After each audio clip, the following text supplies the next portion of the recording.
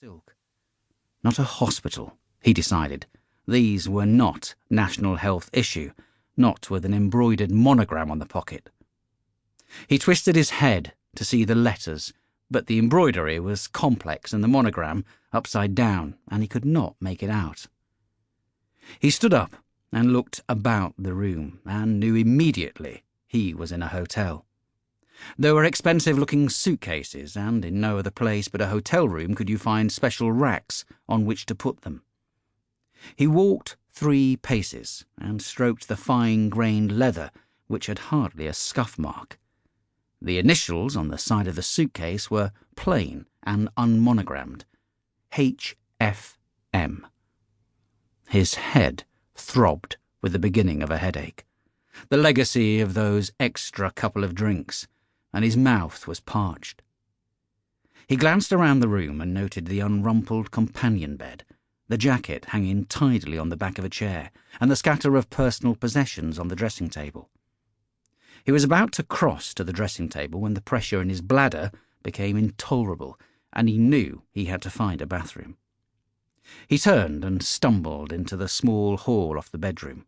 One side was panelled in wood, and he swung a door open to find a wardrobe full of hung clothes.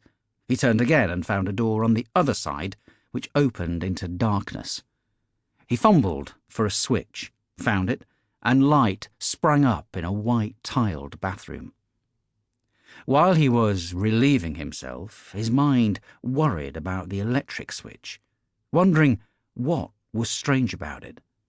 And then he realised that it was reversed, an upward movement to turn on the light instead of the more normal down pressure. He flushed the toilet and turned to the hand basin, seeking water. 2 glasses stood on a shelf, wrapped in translucent paper.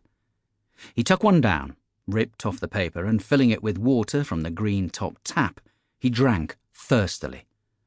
Up to this moment, he had been awake for perhaps 3 minutes. He put down the glass and rubbed his left eye, which was sore.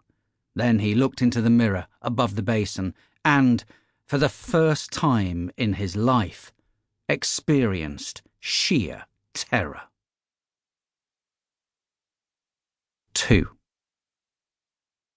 When Alice went through the looking-glass, the flowers talked to her, and she evinced nothing but a mild surprise. But a psychologist once observed, if a flower spoke to a man, that man would know terror. So it was with Giles Denison. After seeing the impossible in the bathroom mirror, he turned and vomited into the toilet bowl. But his laboured retchings brought up nothing but a thin mucus. Panting with his efforts, he looked into the mirror again, and reason left him. When he became self-aware, he found himself prone on the bed, his hands shaped into claws which dug into the pillow.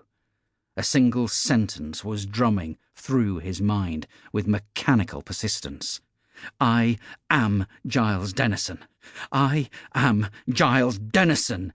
I am Giles Denison. I am Giles Denison. Presently, his heavy breathing quieted, and he was able to think beyond that reiterated statement of identity. With his head sideways on the pillow, he spoke aloud, gathering reassurance from the familiar sound of his own voice. In a slurred tone which gradually became firmer, he said, I am Giles Denison. I am 36 years old. I went to bed last night in my own home. I was a bit cut, that's true, but not so drunk as to be incapable. I remember going to bed. It was just after midnight. He frowned, then said, I've been hammering the bottle a bit lately, but I'm not an alcoholic, so this isn't the DTs. Then what is it? His left hand moved up to stroke his cheek. What the hell is this? He arose slowly and sat on the edge of the bed, screwing up his nerve to go back into the bathroom, as he knew he must.